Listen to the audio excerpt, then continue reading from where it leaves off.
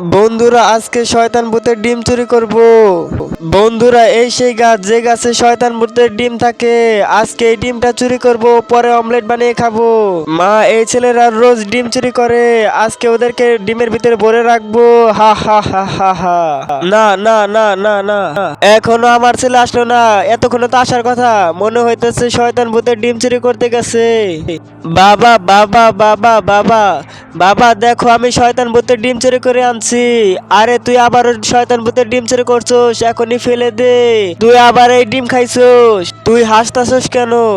হা হা হা হা হা হা হা হা হা হা। আরে শয়তান ভূত, তুই আমার ছেলে কোথায়? এই অসহায় বাবার জন্য কে বা লাইক সাবস্ক্রাইব করে? জানি দুষ্ট ছেলেরা লাইক সাবস্ক্রাইব করবে না, ভালো ছেলেরা করবে।